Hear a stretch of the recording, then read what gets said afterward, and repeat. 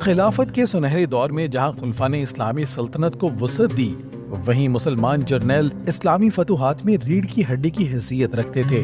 انہی میں ایک نام ابو عون عبد ملک کا ہے، جنہوں نے عباسی خلیفہ المنصور کے دور میں فتوحات کی اور بہت سے علاقوں کو اسلامی سلطنت میں شامل کیا۔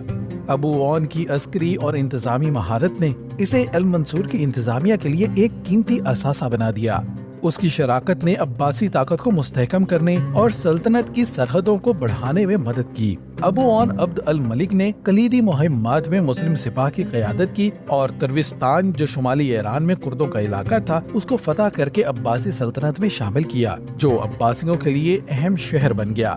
اس کے علاوہ انہوں نے خضروں کے خلاف مہمات میں قفقاز کے علاقوں میں بھی فوجی مہمات کی قیادت کی اور عباسی سرحدوں کا کامیابی سے دفاع کر کے اہم تجارتی راستوں کو محفوظ بنایا۔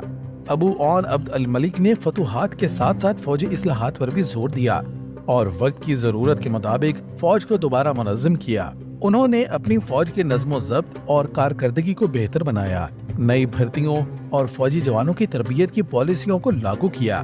ان کی ساری اصلاحات کے بعد انہوں نے سب سے بڑا انقلابی کام کیا جس نے عباسی خلافت کو دنیا بھر میں مضبوط بنایا۔ ابو عون الملک نے حفاظتی تدابیر کے پیش نظر سرحدی دفاع اور قلعہ بندیوں کو مضبوط کیا، جس کے بعد انہوں نے فوج کی تنظیم نو کی اور ہموار فوجی کمانڈ کا ڈھانچہ اور مواصلات کی واضح نیٹ ورک قائم کر کے بہترین سپلائی چین مینجمنٹ اور لاجسٹکس کے ذریعے میدان جنگ میں فوجیوں کو خوراک، پانی اور سامان کی بروقت فراہمی کو یقینی بنایا۔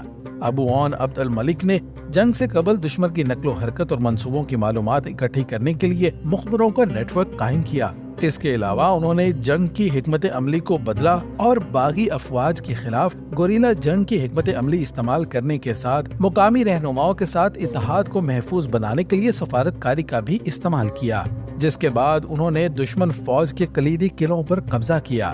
ابو عون کی فوجی اصلاحات کا مقصد مؤثر نظم و ضبط اور حالات کے مطابق مضبوط فوج بنانا تھا، جو عباسی خلافت کے دور میں وسیع علاقوں کو فتح کرنے اور دشمنوں کے چیلنجوں کا جواب دینے کی صلاحیت رکھتی ہو۔ ان کی ان فوجی اصلاحات کا عباسی فوج پر دیر پا اثر رہا، جس نے آنے والی کئی صدیوں تک عباسی خلافت کی ترقی کو تشکیل دیا۔ ابو عون کے فوجی کیریئر نے عباسی خلافت کی توسیع اور استحکام میں اہم کردار ادا کیا۔